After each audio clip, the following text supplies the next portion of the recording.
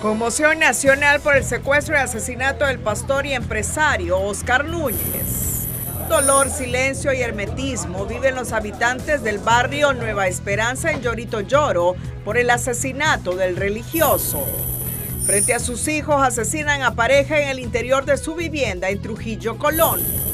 Después de la tormenta llega la calma a los hospitales públicos del país tras los acuerdos alcanzados entre el Colegio Médico y la CESAL. El mayor culpable es la persona porque se está... Alcalde de Choloma alerta a las autoridades ante llegada de nuevas empresas estafadoras similares a Corium Inversiones. Estados Unidos y Poder Judicial fortalecen cooperación en seguridad y justicia. Planificación Estratégica montó un sistema de espionaje para atacar en redes sociales, revela presidente de Comisión Liquidadora.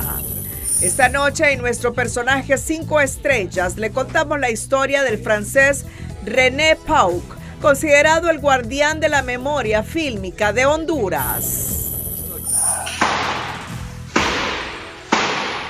Crimen conmociona a México. Suegra mata a exreina de belleza por quitarle el amor de su hijo.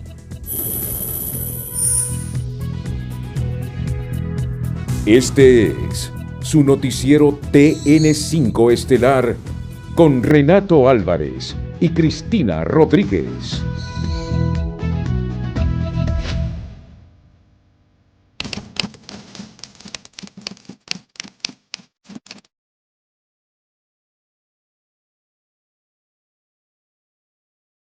Las autoridades de la Dirección Policial de Investigaciones confirmaron este día el hallazgo del cuerpo sin vida del pastor y caficultor hondureño Óscar Núñez, de 57 años, quien fue secuestrado el pasado lunes 20 de abril y encontrado esta mañana en una zona montañosa de Minas de Oro, Comayagua. Los agentes indicaron que la familia no logró completar el pago del rescate exigido por los delincuentes. Establecer el pago de una cierta cantidad, estaríamos hablando de menos de $500,000 de lempiras. Desafortunadamente la forma de operar de este grupo delictivo se repitió igual que en casos anteriores y pues han ultimado a su víctima. A pesar de la angustiosa búsqueda, las autoridades no lograron dar con el paradero de los responsables. Por ello, el departamento de Lloro se mantiene bajo fuertes operativos de inteligencia con el objetivo de capturar a los implicados en este crimen. Le puedo referir, ya se encuentra un equipo de investigación de la Unidad Nacional Antisecuestros, se envió otro equipo más el día de hoy de la Unidad de Análisis de Estructuras Delictivas con el fin de fortalecer los procesos de investigación. La información de inteligencia preliminar apunta aquí al grupo delictivo conocido como la Banda del Diablo.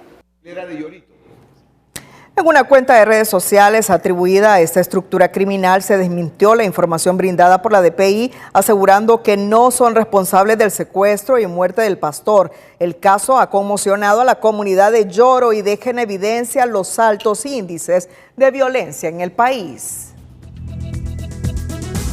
Muy buenas noches, Honduras. En medio de casos como este, ¿verdad? Así es. Bienvenidos a la emisión de este jueves 23 de abril. La noticia del día es presentada por Claro. Este verano activa tu plan postpago desde 45 gigas con América Sin Fronteras y redes sociales ilimitadas desde 859 lempiras. El silencio y el hermetismo se apoderan de las calles del barrio Nueva Esperanza en Yorito Lloro, donde residía el pastor Óscar Núñez. El religioso fue encontrado muerto esta mañana en una zona montañosa en Comayagua, colindante con Sulaco, Lloro. El temor en la zona es tal que pocos pobladores se atreven a brindar declaraciones sobre el caso. Incluso autoridades locales guardan silencio. La incontrolable violencia continúa azotando a Honduras. En el barrio Nueva Esperanza de Yorito, departamento de Lloro, un pueblo entero envuelto en silencio y zozobra llora el trágico asesinato del pastor Óscar Núñez, quien habría sido secuestrado el pasado lunes, y su pérdida deja una herida profunda y un clamor de justicia que resuena en la comunidad.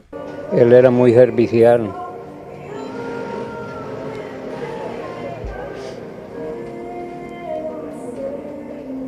Él lo hallaba en el camino, lo levantaba uno, lo llevaba. El otro día veníamos a pie y lo fue a encontrar él en el carro. Él era muy servicial aquí en el pueblo. En realidad se siente impotente a las cosas que están pasando en este pueblo.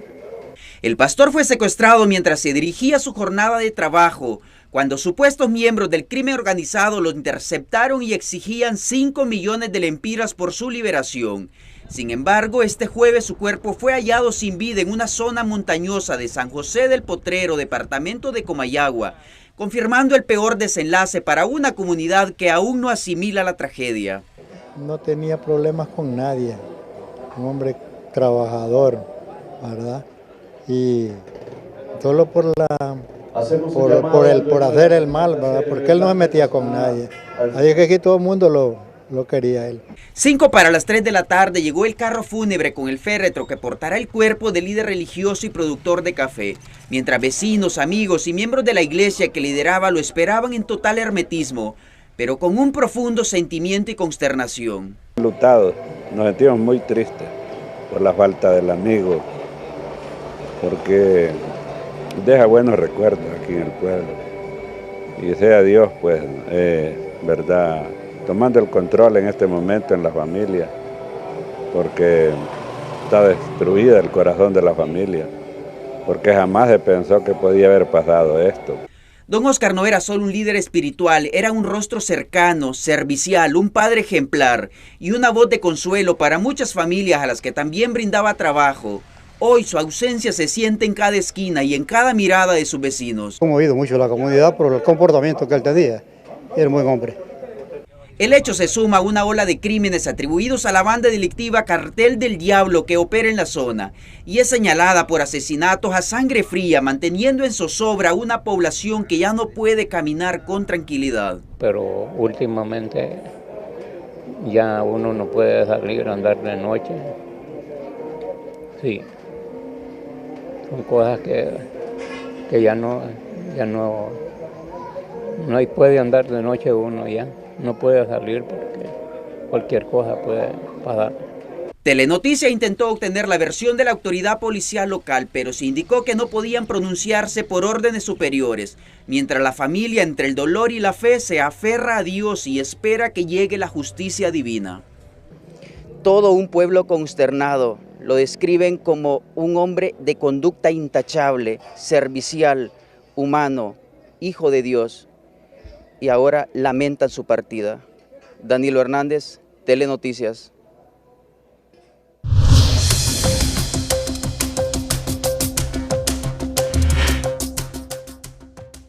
Sí, he confirmado hace unos segundos con el general Rigoberto Ceguera, más el director general de la Policía Nacional, que el cadáver fue encontrado en San José del Potrero, Comayagua, pero ahí solo se cruza un río y uno está en Llorito. Ahí hay otros pueblos como Victoria, Sulaco. Miren ustedes la situación que están pasando estos municipios del departamento de Lloro. Para llegar a Sulaco usted puede tomar la carretera central, el Porvenir Francisco Morazán, Marale, que es el municipio más al norte del departamento, luego llega a Sulaco, a Victoria, a Llorito, luego la cabecera departamental Lloro. Ya mucha gente de Sulaco no está transitando por el Porvenir y Marale por miedo y en el día. Miren las reacciones en Llorito. Ya no se puede caminar por Llorito, decía un ciudadano. Sulaco es otro pueblo golpeado por estas redes criminales. ¿Qué pasa con el departamento de Lloro? Solo les tengo una noticia. Vienen fuertes operativos, como no los ha visto el país en el departamento de Lloro. Olancho ha sido el departamento que por lo general tiene todos estos crímenes.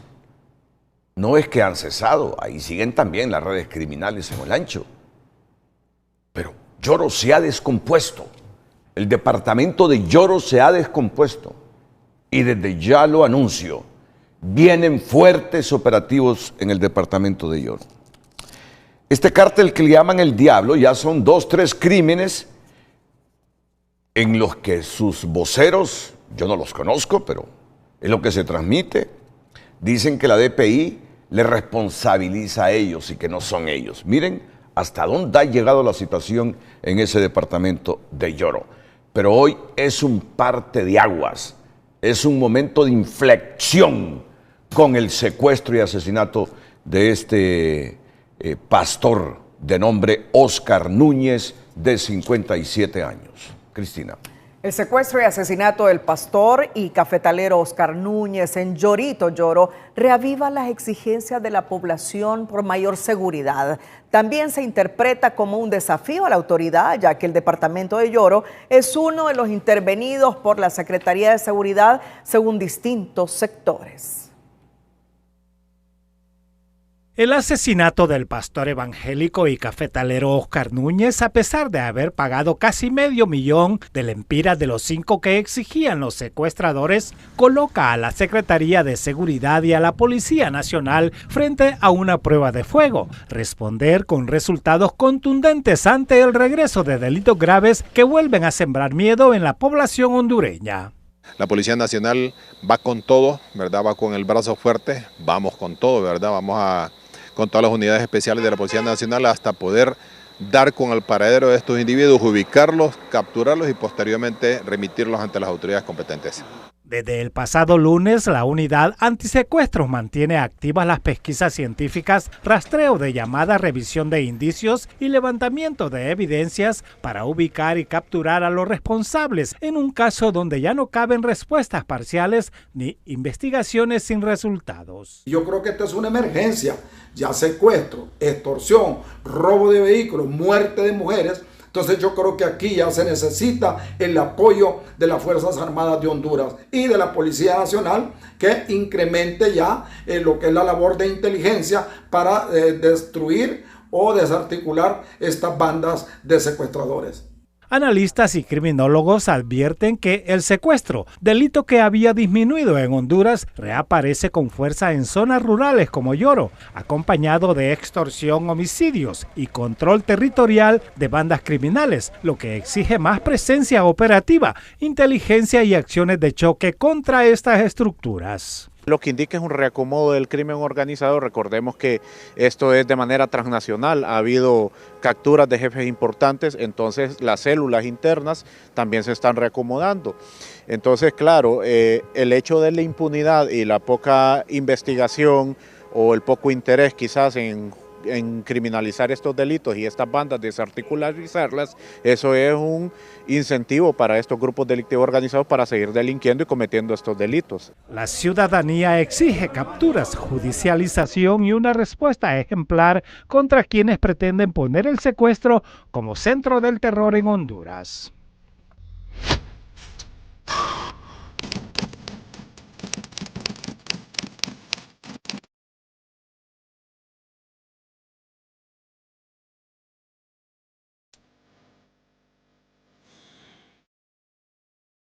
Estoy recibiendo información de las altas autoridades del gobierno central que a Yoro le van a entrar con la policía y con las Fuerzas Armadas. A Yoro le van a entrar con la policía y las Fuerzas Armadas. Carlos Miranda, alcalde de Comayagua, en San José del Potrero, Ahí encontraron el cadáver de este pastor. Y todos esos municipios de Comayagua también deben ya establecer estrategias. Están conectados con el departamento de Yoro, son fronterizos con el departamento de Yoro. La información que recibo ahora mismo es que los operativos que vienen en el departamento de Yoro son conjuntos entre la policía y las Fuerzas Armadas. En otra información, el abogado Carlos Mauricio Calix Ponce, de 43 años, fue capturado por el asesinato de Susan Johnson, de 73, tras estrangularla para ocultar una deuda de $16,000. El periodista Elías Acosta en directo nos tiene los detalles. Bien, muchísimas gracias, licenciado Renato, licenciada Cristina, qué gusto saludarlos a esta hora. En efecto, me acompaña en este momento el subinspector Maldonado, con quien estamos dialogando acerca de esta importante captura que se ha dado en contra de esta persona que ha estrangulado a una ciudadana estadounidense de 72 años de edad. Así como usted lo ha mencionado, este sujeto se le supone responsable del delito de asesinato en perjuicio de una ciudadana estadounidense de 73 años de edad. El hecho violento se reportó el 1 de marzo del 2026. En las últimas horas se ha emitido una orden judicial por los tribunales de justicia en el departamento de Islas de la Bahía para que se pueda lograr detener y presentarlo y que responda por el delito que estamos mencionando. Este ciudadano de 43 años de edad es originario de Tegucigalpa, residente en la colonia Lomas de Toncontín, de profesión abogado y bueno, supuesto apoderado legal de esta víctima, el cual pues según las investigaciones se trataba de traspasar todo a través de un poder absoluto los bienes de esta ciudadana norteamericana y también pues evadir ciertas responsabilidades financieras. El móvil del hecho, pues algo que motivó fue económico y patrimonial, motivado por lo que es la codicia, beneficio personal y ocultamiento de obligaciones financieras. Bueno, las investigaciones continúan. Incluso según las investigaciones por nuestros especialistas, por lo que es la Fuerza de Tarea de Delitos Violentos, trató de modificar la escena del crimen, hacerlo parecer como que es un accidente, pero se ha desarrollado estas importantes investigaciones, estas partes de diligencias en el departamento de Islas de la Bahía, para pues según las investigaciones se pueda señalar que esta persona es responsable del delito de asesinato en perjuicio de esta ciudadana estadounidense de 73 años de edad. Muchísimas gracias. Son las reacciones que tenemos desde Tegucigalpa en torno a la captura del abogado Carlos Mauricio Calix Ponce, de 43 años de edad. Con este contacto nosotros retornamos a estudios principales. De varios impactos de bala matan a una pareja en el interior de su vivienda en la aldea Montecristo, en Trujillo, Colón. Las víctimas respondían a los nombres de Dixie Benítez, de 20 años, y su pareja Elmer López, de 22 años. Según se informó, desconocidos, aprovechando la oscuridad de la noche, se introdujeron a la casa, dispararon en reiteradas ocasiones en presencia de sus dos hijos menores de edad, quienes salieron ilesos del atentado. Ya en horas de la madrugada se verificó, ¿verdad? Lo que pues lamentamos, ¿verdad? El fallecimiento de dos personas que presuntamente son pareja, ¿verdad? En el sector de Montecristo de la Margen, de aquí del sector de Honduras Aguán. El móvil del hecho solamente se tiene, que puede ser ajuste de cuenta por lo que se escucha de los vecinos, nada más. La policía ha montado operativos en la zona, pero hasta el momento no hay detenidos. Con la muerte de esta dama ya suman 5 muertes femeninas en lo que va del año en Colón. Tras varias horas de angustia e incertidumbre, este día fue encontrado sano y salvo el pequeño Dylan Caleb Ponce, quien permanecía desaparecido desde el pasado martes 21 de abril. El menor fue localizado a unos 10 kilómetros de su hogar, devolviendo la tranquilidad y la alegría a su familia y a toda la comunidad que se unió en su búsqueda. Fue que el niño desapareció el martes como a las 10 y lo encontramos hoy. Y estoy tan agradecida con Dios por haberlo encontrado con bien, porque uno de madre se imagina lo peor. Sí. Y doy gracias también a la policía, a los bomberos, por haberme apoyado, a la comunidad de Potrerillos, a la comunidad de Huachipilín, por haberme apoyado a encontrar el niño. Sí. Agradecida porque yo en el fondo de mi corazón sentía que mi niño estaba bien, porque uno no se equivoca. Dylan recibió atención médica por parte del personal de la Policía Nacional en la UDEP 4 y posteriormente fue remitido a la CENAF, donde continuará el proceso correspondiente para garantizar su bienestar. El coronel en condición de retiro Agustín Aguilar, más conocido en el ambiente de los militares y entre sus amigos como Tito Avelar, nos hace una sugerencia y una reflexión oportuna para que se estudie. Responsabilidad territorial y dividir Fuerzas Armadas en Colón y Atlántida, policía en Yoro y Olancho. Y los resultados van a hablar, me dice Tito Avelar. No conjunto, no combinadas. Si dividen responsabilidad, se ven obligados a dar resultados y competir sanamente. Bueno, Es una interesante reflexión. Es una interesante reflexión oportuna para estudiarla por los comandos y los jefes de estos comandos y poner en cintura a Yoro, Olancho y todos estos departamentos violentos del país. Bueno, hay violencia en todos los departamentos, no quiero estigmatizar a ningún departamento, pero Olancho históricamente, Yoro, ese departamento se ha descompuesto de una manera brutal y se le va a intervenir. Bueno, ya hay intervención, pero tiene que ser más efectiva, científica, aguda, por todos estos crímenes que están surgiendo en ese departamento. Cristina. La justicia de Estados Unidos dejó firme la condena de cadena perpetua más 30 años de prisión contra el hondureño Giovanni Fuentes Ramírez al rechazar un nuevo intento por anular o modificar su sentencia por narcotráfico y uso de armamento del poder.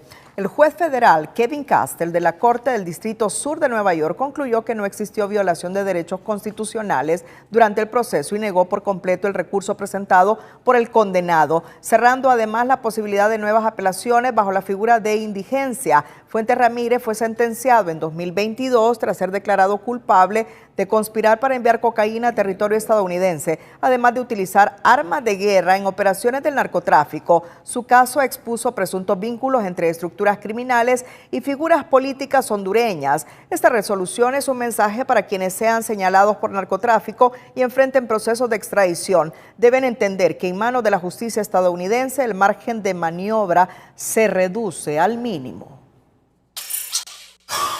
El presidente de la Corte Suprema de Justicia, magistrado Wagner Vallecillo Paredes, y la encargada de negocios de los Estados Unidos en Honduras, Colin Hoy, se reunieron este jueves para abordar temas relacionados a proyectos de cooperación conjunta en temas comunes, así como capacitación especializada sobre el combate a la criminalidad organizada que afecta a ambos países. Y más adelante, planificación estratégica dirigida por Ricardo Salgado en el gobierno de Xiomara Castro montó un sistema de espionaje para atacar en redes sociales, según Leonel Núñez, presidente de la Comisión Liquidadora. Atentos a esta noticia aquí en el Noticiero Líder más adelante. Esta noche en el personaje 5 estrellas destacamos a René Poc, cineasta francés que llegó a Honduras en 1973 y decidió quedarse para fundar la Cinemateca de la Universidad Nacional Autónoma de Honduras, un espacio clave en la preservación de la memoria fílmica del país. Su legado lo consolida como uno de los principales impulsores del cine en Honduras. Personaje 5 estrellas es presentado por Crow, servicios profesionales de consultoría y auditoría.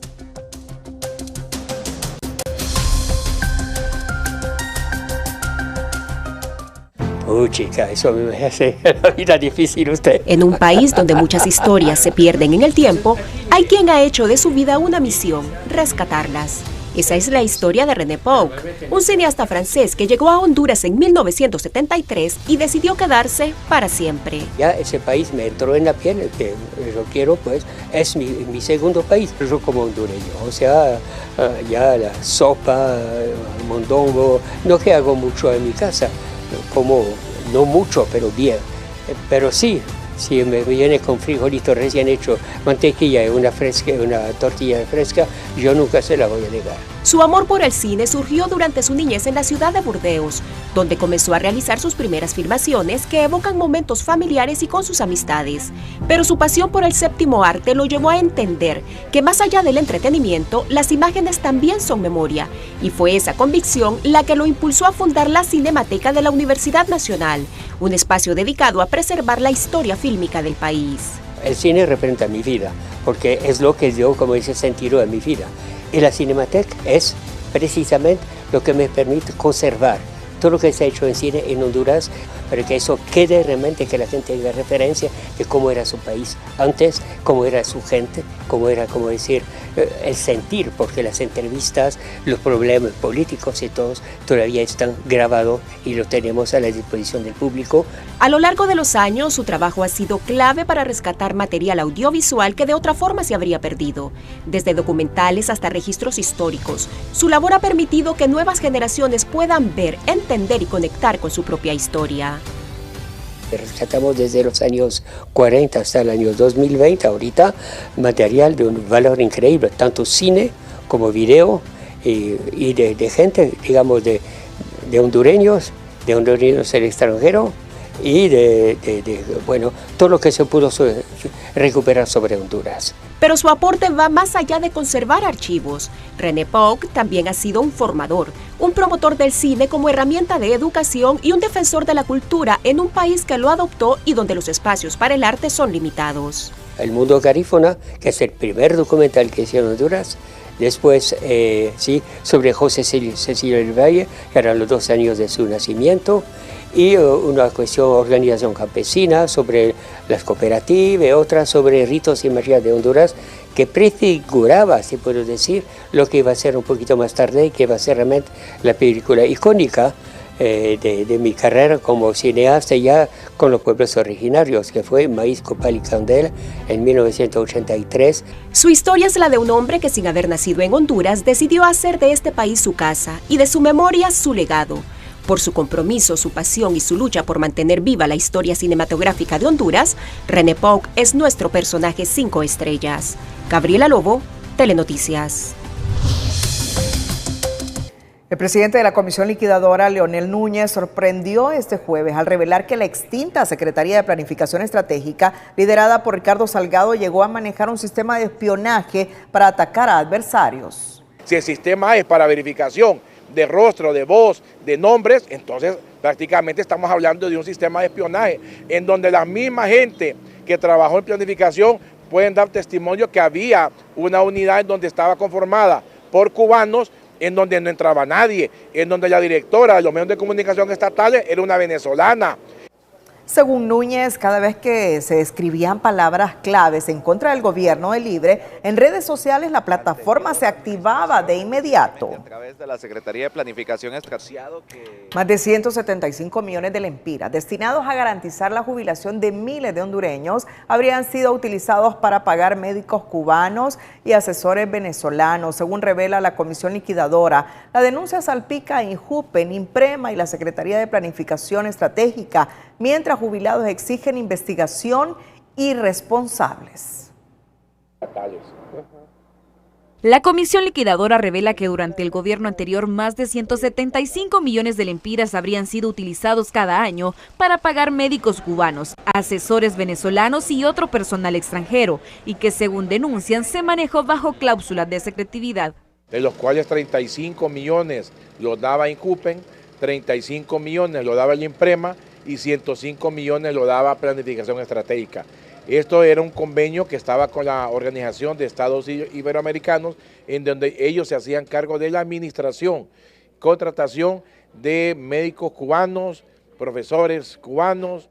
Según Núñez, solo Injupen e Imprema habrían aportado 70 millones de lempiras de fondos previsionales, recursos que debían garantizar la seguridad de los jubilados. Los hallazgos serán remitidos al Tribunal Superior de Cuentas y no se descarta que el Ministerio Público investigue posibles responsabilidades. Por lo tanto, cada año se desembolsaba esas cantidades de dinero en donde no se pueden hasta el momento fiscalizar, esto en virtud que el mismo convenio establece una cláusula de secretividad.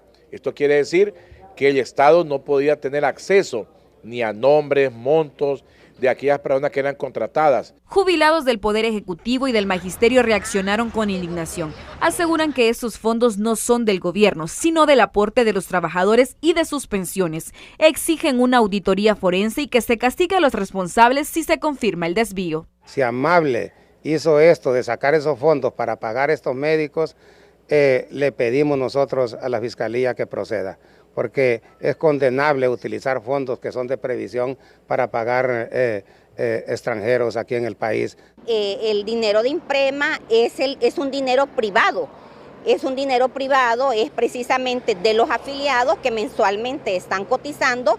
Pero el exdirector del INJUPEN, Amable de Jesús Hernández, rechaza por completo la denuncia. Asegura que es falso que las instituciones estatales hayan pagado médicos cubanos y niega que se hayan utilizado fondos de los jubilados para ese fin. Y el único médico que se paga en INJUPEN es el médico que tiene plaza, que es un médico hondureño que atiende la clínica que ha estado funcionando de forma permanente en el INJUPEN. Por lo tanto, esa información es completamente falsa, no hay ni tan siquiera la mínima evidencia, eso no existe, eso es completamente falso. Ahora la decisión está en manos de los entes de control. Si las investigaciones confirman los señalamientos, el caso podría escalar a responsabilidades penales, mientras los jubilados exigen saber si su dinero fue utilizado para fines ajenos a su futuro.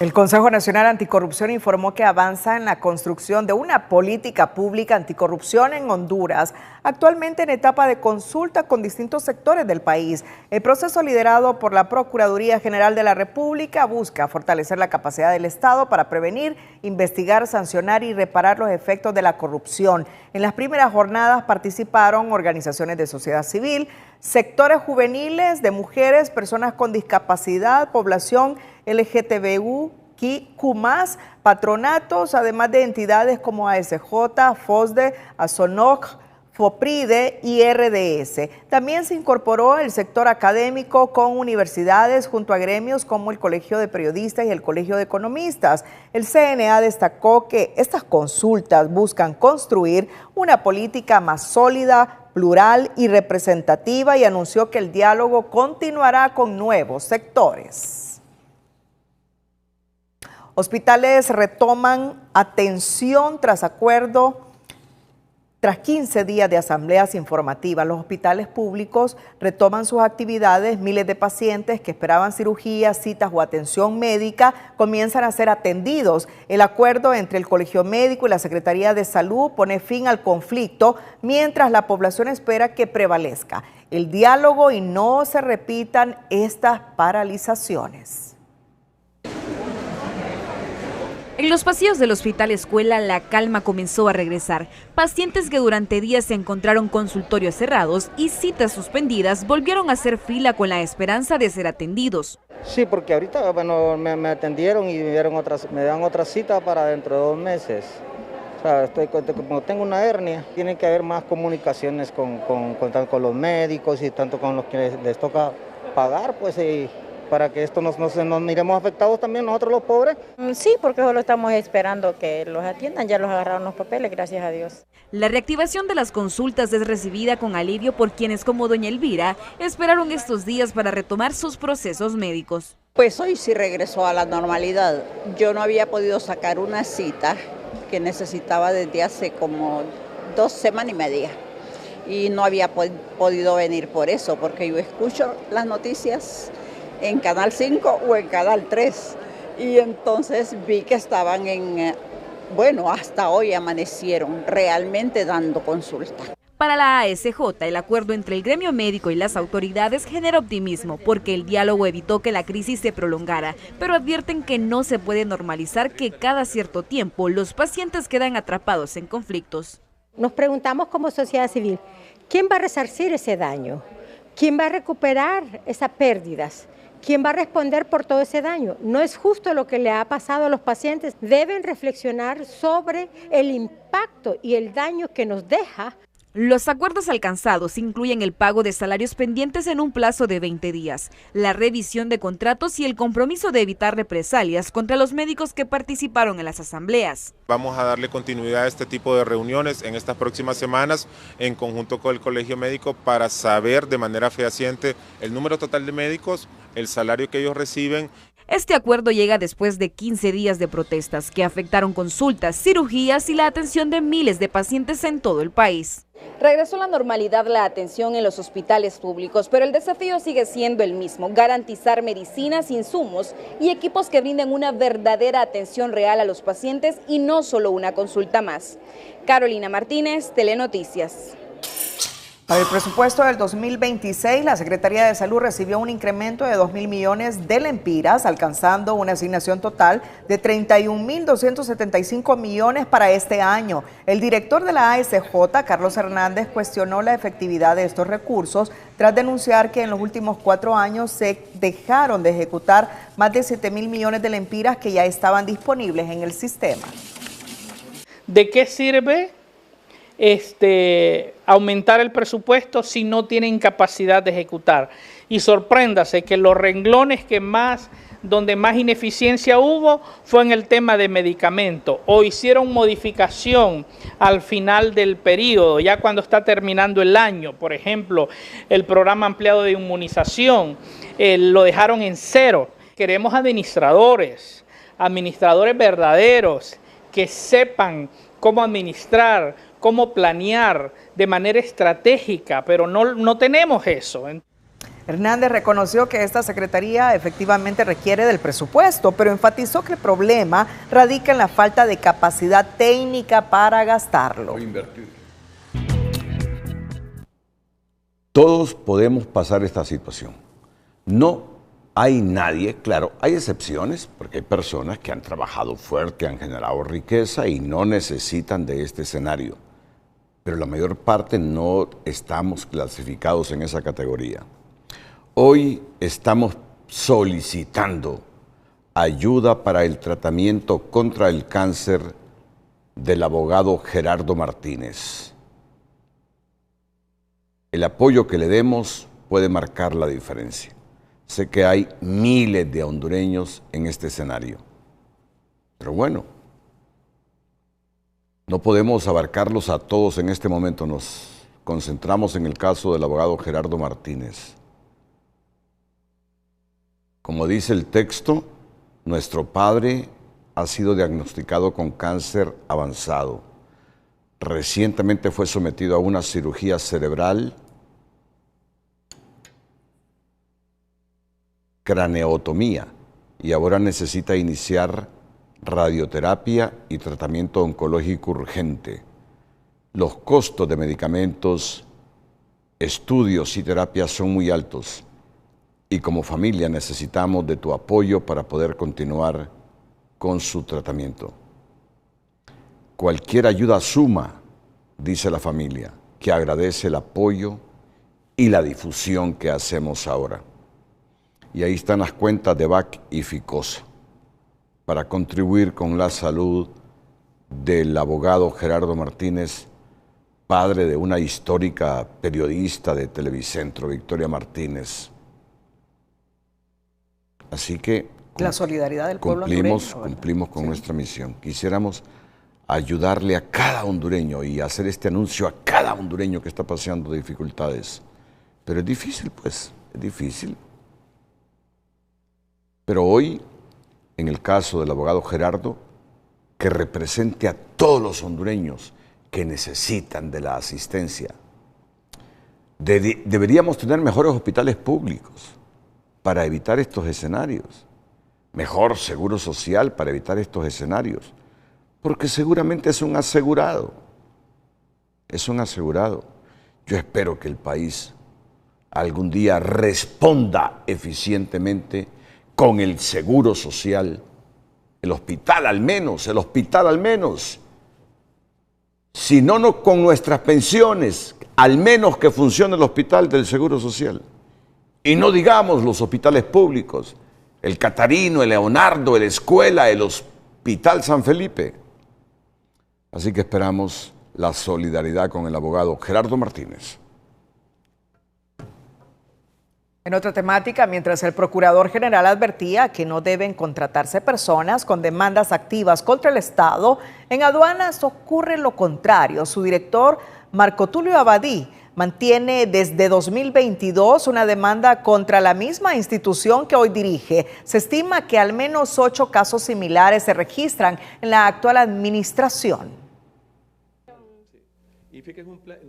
Apenas transcurría su primera semana en el cargo cuando el Procurador General Dagoberto Aspra instruía la no contratación de personas que tuvieran demandas activas contra el Estado. No estén contratando personas que tengan demandas pendientes con el Estado de Honduras, las van a tener que retirar porque serán sancionado el titular que omita ese requisito al contratarlos teniendo una demanda pendiente con el Estado de Honduras. Lo que el procurador nunca explicó fue si esa orden aplicaba para todos o si había excepciones reservadas para los más altos funcionarios del gabinete. Según expediente del Juzgado de Letras del Trabajo, hasta finales de marzo, el actual director de aduanas, Marco Tulio Abadí, nombrado desde enero, seguía sin renunciar a la posibilidad de ganar la demanda laboral que interpuso en el 2022 contra la misma institución que hoy dirige.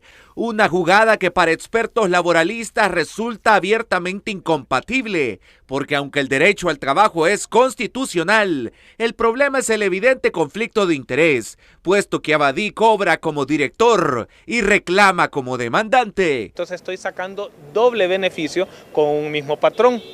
Y eso sí carece de legislación aplicable, de manera que ahí es importante una reforma, porque muchos funcionarios y a veces cualquier servidor público tiene esta dualidad, una dualidad que se convierte en un perjuicio económico para el Estado. Eso significa que no solo está devengando su jugoso salario mensual como máxima autoridad, sino que si la demanda prospera, también podría embolsarse un millonario pago adicional por concepto de salarios caídos, acumulados durante los últimos 4 años, incluyendo los 3 meses que ya suma sentado en la silla principal de la institución que demandó. Lo más ético sería que el funcionario retirara la demanda para continuar en el puesto, señala este analista. No obstante, considera que es mucho pedir, cuando ni el propio procurador o el presidente Asfura parecen haber insistido. Alguien que ha aceptado un cargo que tiene demandada a esa institución, la ética y la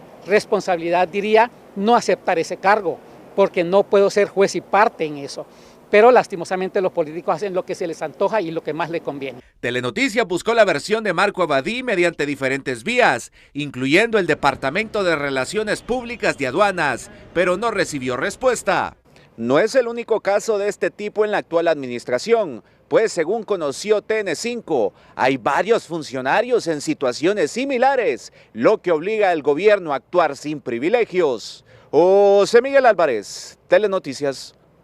El Gabinete Económico buscará superar 2 revisiones pendientes del acuerdo con el Fondo Monetario Internacional en la visita prevista para la próxima semana, a fin de lograr un nuevo financiamiento por más de $200 millones.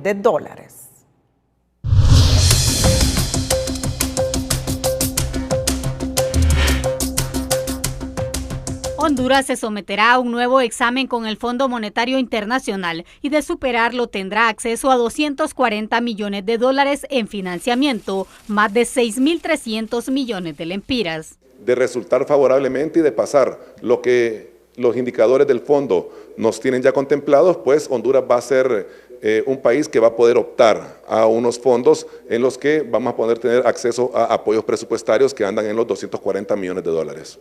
Analistas explican que sostener el acuerdo con el FMI es positivo, ya que funciona como una señal de confianza para organismos financieros, inversionistas y cooperantes. Por el lado de mejorar nuestros indicadores, sabemos que esto tiene una repercusión en la actividad económica nacional, también puede ser beneficioso para la atracción de capitales extranjeros y por supuesto a los desembolsos que están sujetos a la aprobación de estos indicadores. Sin embargo, otros consideran que ya no basta con un acuerdo que exija cumplir metas de inflación o déficit fiscal, sino uno que impulse el crecimiento económico y la reducción de la pobreza. Yo creo que tenemos que apostarle a otras cosas. Honduras tiene que crecer económicamente y para ello solo lo que necesita es fomentar la gobernanza, el respeto a la propiedad, y mejorar la productividad del país para que sea más competitivo. Y yo creo que por ahí deberían de ir ya los elementos que se trabajen con el Fondo Monetario. La misión del fondo iniciará el próximo lunes con la 4ª y 5ª revisión del acuerdo. Luego el directorio decidirá si autoriza el desembolso de los fondos que el gobierno tiene previsto destinar al pago de la deuda.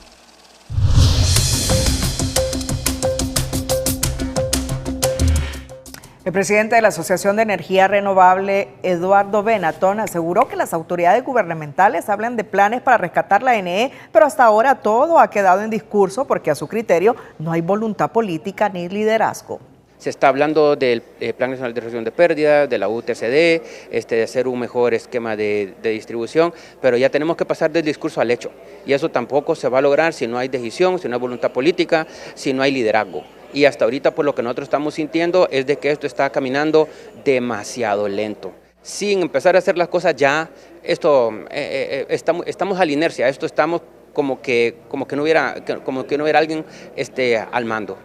Alertó que la deuda de la estatal eléctrica ha incrementado en 6.000 millones de lempiras en los primeros 3 meses de la administración Alfurua, pasando de 111.000 a 117.000 millones la deuda total de la ANE.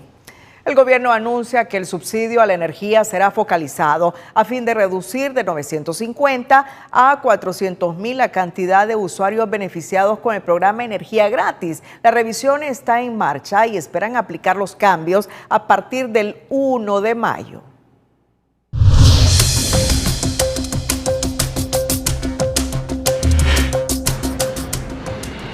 A partir de mayo, el gobierno estaría reduciendo en más de 500.000 la cantidad de beneficiarios del subsidio a la energía para consumo de hasta 150 kilovatios, argumentando que tienen capacidad de pagar su factura. Solo quedarían unos 400.000 hogares subsidiados. Hay personas que viven en Lomas de Guijarro, Merendón Hills, tienen edificios de apartamentos, Airbnbs, haciendas particulares, casas de campo. No puede ser así el uso de este recurso. La focalización se va a realizar para que realmente aquellas personas que necesitan el subsidio sean beneficiarios de esta. Y esperamos que de 950.000 poder bajarlo a unos 400.000 usuarios. La meta es ambiciosa pero necesaria, consideran expertos en energía, ya que la focalización permitirá que el subsidio llegue realmente a los hogares más pobres. Sin embargo, para lograrlo advierten que se necesita voluntad política, inversión en tecnología y un plan definido. Para lograr todo esto se ocupa articular o llevar a la práctica todo un plan que espero esté bien establecido, en el que, pues, repito, se ocupan tomar decisiones, se ocupa liderarlo y se ocupa medirlo contra resultados. Por su parte, empleados de la ANE aseguran que la empresa ya cuenta con los sistemas de medición y facturación necesarios para aplicar esta medida, aún a quienes no tienen contador o les facturan en base a promedios. La ANE tiene identificado subestación por subestación, circuito por circuito, cliente por cliente, transformador por transformador. O sea, no hay ninguna pérdida. Aquí lo que se ocupa realmente es la focalización donde está la extrema pobreza para bajar esa gran barra de personas que pueden pagar la energía y beneficiar estrictamente a aquellos que lo necesitan. Sí, realmente se puede hacer voluntad política real, no más demagogia en el tema de los subsidios. Según las autoridades, el programa de energía gratis representa más de 2.000 millones de lempiras anuales que se pagan con impuestos, aportes de grandes consumidores y empresas. El próximo 30 de abril vence el decreto que mantiene vigente este subsidio, por lo que afinan la nueva normativa que entrará en vigencia el 1 de mayo. Además de focalizar el subsidio, también advierten que es urgente corregir problemas de fondo como el hurto de energía y las fallas técnicas que generan millonarias pérdidas a la ANE. Sara Carranza, Telenoticias.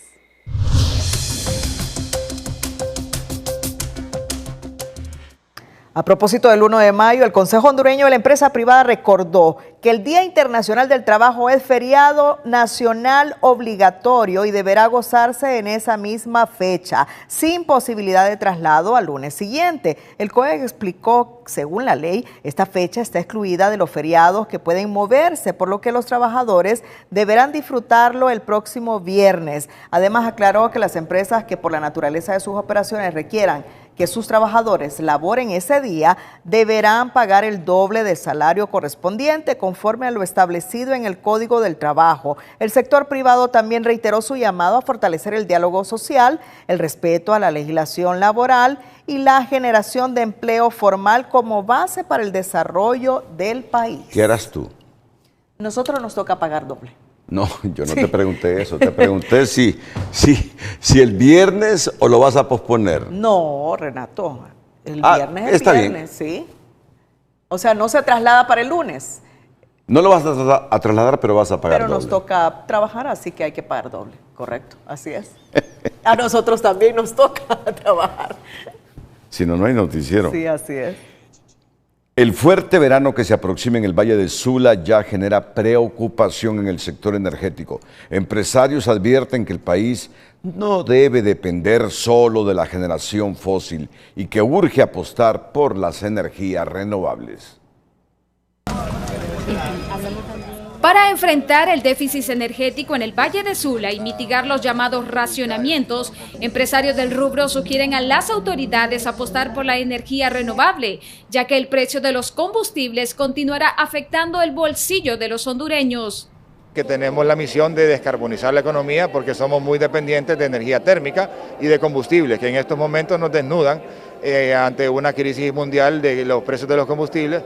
El ajuste en la tarifa energética para el segundo trimestre es inevitable, pues el déficit de energía sigue siendo un problema no resuelto y la estatal continúa arrastrando una deuda histórica. Bueno, la Empresa Nacional de Energía Eléctrica está tomando medidas para presentar un plan de reducción de pérdidas que sea factible para ir moviéndose a la sostenibilidad financiera de la empresa, ¿verdad? La tarea ahora recae en los hondureños para adoptar hábitos de ahorro y poder hacer uso responsable de la electricidad para poder mitigar un poco el déficit, opina este experto. El llamado es a concientizar al pueblo hondureño, que yo sé que hay bastante calor, que quieren tener el aire encendido, pero cada vez que encendemos un aire acondicionado y lo usamos de manera irracional, prácticamente estamos obligando al país que pague más dólares. El país enfrenta el reto de equilibrar la demanda con soluciones sostenibles, en un contexto donde la cooperación entre las autoridades, el sector privado y la ciudadanía será determinante para enfrentar esta crisis. Kenia Chinchilla, Telenoticias. La mala experiencia que dejó Corium Inversiones no fue suficiente para alguna gente en Choloma Cortés. Una nueva estafa piramidal, denominada Unifin, ha dejado a muchos afectados, quienes molestos saquearon este día sus oficinas. Por su parte, las autoridades siguen concienciando a la gente que se informen dónde van a invertir su dinero. Eso es lo que está diciendo el Banco Central y toda la autoridad del gobierno hondureño. Lo que alguna vez fue la oficina de Unifin en Choloma, hoy luce como un salón de baile abandonado. La propiedad fue saqueada por personas que buscaban dinero u otros bienes para compensar lo perdido. Vecinos del municipio no se explican cómo es posible que tantas personas caigan en estas estafas reiteradas. Le ofrecieron el 5% semanal. Evidentemente 10,000 lempiras, ¿cuánto son de interés? 500 pesos, o 5,000, ¿no? Por 1 millón, imagina cuánto no le daban. El alcalde Gustavo Mejía de Choloma confirmó que varios hondureños fueron víctimas de esta estafa, algunos de los cuales ya habían tenido problemas similares con Corium Inversiones. El mayor culpable es la persona porque se está diciendo, se le está manejando que tanto todos estos estafas piramidales son una estafa y al final pues nosotros lo hemos venido repitiendo. El encargado de Unifin fue funcionario municipal en su momento, pero nunca se otorgó permiso de operación para este negocio ni para otras financieras que pretenden establecerse en Choloma. Que nosotros con la experiencia que tuvimos con Corium, nosotros no tenemos nada que ver, pero la Comisión de Banca de Seguro o la misma gente de la Fiscalía debe estar atento para poder desbaratar estos grupos que realmente al final lo que hacen es robarle dinero al pueblo. Telenoticias consultó a fuentes del Ministerio Público y las investigaciones son secretas sobre Unifin. Entre tanto, uno de nuestros entrevistados es del criterio que los diputados deben de regular las lagunas existentes en las leyes hondureñas. El Ministerio Público no hallaba ni de qué acusar a los dueños de Corium. Era una empresa que estaba legalmente constituida supuestamente y no había una legislación clara para poderlos acusar. Eso es lo que deberían estar haciendo los diputados, tratando de identificar esos vacíos legales. El mismo alcalde del municipio de Choloma, Gustavo Mejía, ha alertado al Ministerio Público para que investiguen las supuestas operaciones de otra empresa denominada Invertech. Orlin Martínez, Telenoticias. El balneario y cabañas Don Jorge 1314 es mucho más que un destino turístico, representa el sueño hecho realidad y el legado de un abuelo visionario. El emprendedor de hoy es presentado por Ficosa. Ficosa crea el programa Ahorro Combustible, que te ofrece 10% de descuento al pagar con todas tus tarjetas de crédito y débito Ficosa. Balneario y Cabañas Don Jorge es más que un destino turístico, es el legado de un abuelo, cuyos consejos sembraron una idea que hoy florece. ¿Por qué Don Jorge? Don Jorge es al nombre de mi abuelo.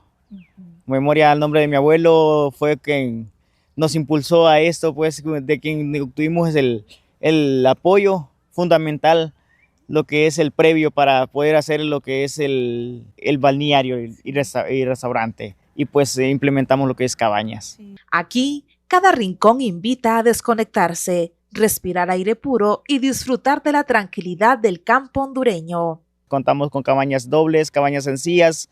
Las cabañas dobles las tenemos con una cama matrimonial, una cama sencilla. La cabaña sencilla que decimos la tenemos con una cama matrimonial y pues contamos con lo que es el aire, ya que este pueblito es una zona bastante cálida.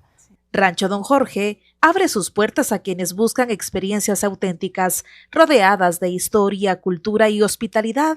Para TN5, Zaira Ardón.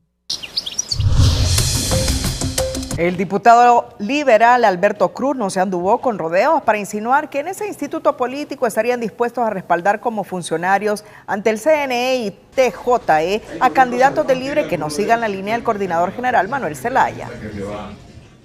Vamos a exigir que sean personas idóneas e independientes.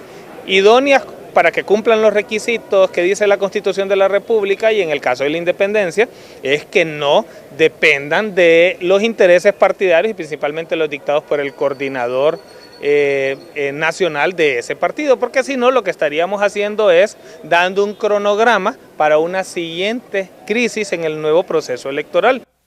Cruz indicó que Libre tiene derecho a mantener su representación en los órganos electorales, al tiempo de resaltar las virtudes de diputados como Germán Altamirano, quien ya presentó su postulación. La Comisión Especial del Congreso, encargada de conducir el proceso de selección para ocupar las vacantes en el Consejo Nacional Electoral y el Tribunal de Justicia Electoral, recibió este miércoles las primeras 4 postulaciones. Según informó el presidente Antonio Rivera Callejas, 3 de ellos no presentaron la documentación completa, pero aún tienen tiempo hasta el domingo para completarla. El único que sí cumplió con todos los requisitos fue el diputado de Libertad y Refundación, Germán Altamirano, quien luego de consensuarlo con la bancada de su partido buscará el puesto que dejó Marlon Ochoa en el CNE. Es de resaltar que Altamirano es parte de la misma Comisión Especial en representación de Libre. En los primeros 2 días para recibir las autopropuestas y llenar el vacío en los órganos electorales, varios diputados, sobre todo de Libertad y Refundación, presentaron o expresaron su voluntad de llevar la documentación y entrar al proceso de selección, una jugada que muchos sectores critican al preguntarse si aspiraron a una curul en el legislativo para ayudar a sus comunidades o todo lo hicieron para ayudarse ellos. Parece que en Honduras no hay hombres y mujeres capaces para cubrir esos cargos que hay que reciclar de lo que ya está asignado por el pueblo hondureño. A mí me parece fuera totalmente de lugar. La próxima, si quieren ser consejeros, magistrados, dejen de postularse para diputados y dejen a gente que sí quiere ir a hacerlo. Extraoficialmente trasciende que de la bancada de Libre saldrán no menos de 5 autopropuestas para estos cargos electorales. Un movimiento entendible, afirman algunos analistas políticos, pues estos congresistas al caer en la llanura estarían tratando de cambiar su salario de 120,000 como diputados a no menos de 220,000 lempiras como consejeros o magistrados. Bueno, la recomposición de los órganos electorales tras los juicios políticos obliga a una negociación en el Congreso Nacional. Por primera vez, el oficialismo de Libre podría quedar relegado de las decisiones clave. Su división interna tras las elecciones primarias y generales complica su capacidad de maniobra, mientras sectores del bipartidismo buscan acuerdos que debiliten la influencia del coordinador Manuel Zelaya. La elección para llenar los vacíos en los órganos electorales luego de los juicios políticos pasa por una negociación partidaria en el Congreso Nacional y por primera vez las pláticas podrían dejar por fuera al oficialismo de Libertad y Refundación. Claramente, si se llega a acuerdos con Libertad y Refundación, va a ser con una facción que no sea la del oficialismo de Libre. Y en conocimiento nuestro, las divisiones que hay a lo interior de Libre claramente facilitarían esas posibilidades. Las fisuras en Libre se volvieron más visibles días después de las elecciones primarias. Con la aplastante derrota en las generales, aparecieron entre 2 y 3 grupos que al parecer mueven los hilos de la negociación para no perder la representación en los órganos electorales. Los que hemos hecho oposición dentro del Partido Libre, si establecen un mecanismo de comunicación, pues estamos abiertos al diálogo. Otros creen que el bipartidismo legislativo, en su afán de sacar de escena al coordinador de Libre, Manuel Zelaya Rosales, y también a sus satélites cercanos, estarían negociando desde ya con la versión más moderada de la bancada de este partido político. Hay que ver cuántos diputados tiene esa ala ponderada de Libre, que creo que son mayoría, y ellos son los que van a hacer la propuesta de los sustitutos de la vacante de don Marlon Ochoa y de don Mario Morazán. La negociación y elección de los nuevos funcionarios electorales es por ahora la prueba de fuego para el oficialismo de Libre, pero sobre todo para el coordinador Manuel Zelaya. Vamos a ver si en esta selección se confirma el liderazgo del señor Zelaya o si se debilita. Ver hasta dónde las corrientes internas siguen siendo corrientes sumamente subordinadas o si en realidad habrá un proceso democrático de selección interna. Trasciende que de los 5 cargos por elegir Libre podría recuperar al titular del Consejo Nacional Electoral y del Tribunal de Justicia Electoral solo si las pláticas y negociaciones con la disidencia de Libre tienen éxito. Será a partir de la próxima semana que se conocerá y se sabrá con qué facción de Libertad y Refundación está negociando el oficialismo. Ulises Aguirre, Telenoticias. ¿Leíste al menos una página de un libro hoy? Yo no la leí. Yo no, Renato. ¿Tampoco? No. Sería mentirosa. Yo digo que sí, no. Pero hoy es un día muy importante. No, pero la reflexión es que hay que leer. Hay que leer. Pero por lo menos estuve leyendo periódicos, pues, digitalmente. Está bien, ¿verdad? muy bien. Aunque sea hola, decía don Ventura Ramos cuando nos impartía clases. Ya no lee de papel, sino que digital. Aunque sea hola, decía. Aunque sea chisme, decía. Sí. Pues bien, hoy es el Día Internacional del Libro. Es una conmemoración que se celebra cada 23 de abril a nivel mundial con el objetivo de fomentar la lectura, la industria editorial y la protección de la propiedad intelectual por medio del derecho de autor. Desde 1988 es una celebración internacional promovida por la UNESCO. Y Gabriela Lobo nos tiene 2 detalles sobre este día, el Día del Libro. Un país que lee es un país que piensa, y en un mundo cada vez más rápido y digital, donde la información abunda pero la comprensión es escasa, los libros siguen siendo una de las herramientas más poderosas para transformar vidas. Este 23 de abril, Honduras se suma a la conmemoración del Día Internacional del Libro, una fecha que invita a reflexionar sobre el valor de la lectura. Leer nos amplía los horizontes, el libro nos lleva de la mano a lugares donde no podríamos ir según nuestras posibilidades. Nos lleva incluso al espacio, nos lleva a historias que no suceden en nuestro planeta. El libro es la herramienta más hermosa que tenemos. La fecha no pasó desapercibida. La Biblioteca Nacional ha desarrollado una agenda especial que incluye la lectura continua de Don Quijote de la Mancha, así como seminarios, simposios y encuentros literarios en diferentes regiones. Y este fin de semana, en el Redondel de los Artesanos en la capital, se realizará una feria de libro buscando promover el acceso a la lectura. Este año tenemos 60 stands entre librerías, editoriales y autores y autoras independientes, y que cada año pues ha ido creciendo, ¿verdad? Se hace siempre cerca del Día del Libro y del Idioma, que es hoy, y se hace con el objetivo de fomentar la producción literaria, o sea que cada vez más autores y autoras escriban más libros, y también la compra y venta de los libros. Sin embargo, más allá de la celebración, este pedagogo advierte que la fecha debe ser un llamado a la reflexión. Señala que en Honduras la lectura sigue viéndose como una obligación académica y no como un hábito de vida,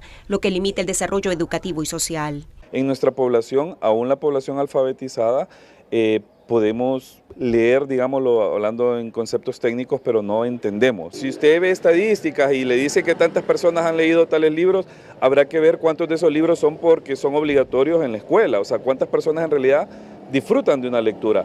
Más que celebrar una fecha, el Día del Libro recuerda que formar lectores es también formar ciudadanos más críticos, más libres y mejor preparados para transformar el país. ¿Llueve o no mañana? Por lo menos aquí en Tegucigalpa. Va a llover. ¿Segura? Es lo que dije César. Bueno. A César hay que creer. El estado del tiempo TN5, aquí en el Noticiero Líder. El estado del tiempo es presentado por Sudagrip. Al primer síntoma de la gripe, toma Sudagrip. Hola, ¿qué tal? Para preocuparse, la contaminación ambiental en el territorio nacional está por todo lo alto. 738 microgramos por metro cúbico cuadrado en toda la parte norte del territorio hondureño, parte del centro y occidente. Y solamente hacia la Mosquitia tenemos aire bueno en este momento. El resto está altamente contaminado. Y las temperaturas, por una anomalía en la zona occidental del país y específicamente hacia Santa Bárbara, esperamos 39 grados cerca de Nueva Celilac, San Isidro, Chinda, San Luis, estos puntos, y en general esperamos 37 y 38 en toda la zona occidental, 29 aquí en el centro, 34 en la zona sur, que antes estaba con 40 la semana anterior y ahora las temperaturas altas se fueron para el norte, 36 en zonas del Valle de Sula y esperando máximas de 35 en zonas de Olancho, mientras la posibilidad de lluvia sí las hay, específicamente hacia el sur, un poco del centro y el occidente. Hay precisamente un canal de humedad que se extiende desde el sur de México y ingresa por el sur de Guatemala, El Salvador y el territorio hondureño, todos los municipios colindantes con la hermana República del Salvador, mientras el resto permanece con condición seca. Y aquí está justamente este mapa que ilustra la precipitación hacia horas de la tarde en estos puntos que ya hemos señalado, y específicamente a 88% la probabilidad en zonas de Reitoca, Ojojona, cerca aquí en Francisco Morazán, posibilidad también para Tegucigalpa, pero un poco más abajo. 84% la probabilidad en municipios del occidente del país, hacia Intibucá, Lempira, pues 84. Y si nos aproximamos un poco más a la esquina occidental, San Sebastián, 80%, y hacia Ocotepeque también esa posibilidad en Nuevo Ocotepeque que tengamos ahí cerca, en el sector fronterizo, lluvias para esta jornada de viernes, mientras la altura del oleaje va a 1.7 metros en el litoral Caribe y a la salida del Golfo de Fonseca se queda en 1.5 metros. Valora esta información y cuídese mucho, siempre queremos como televidente y no como noticia. Que la pasen bien.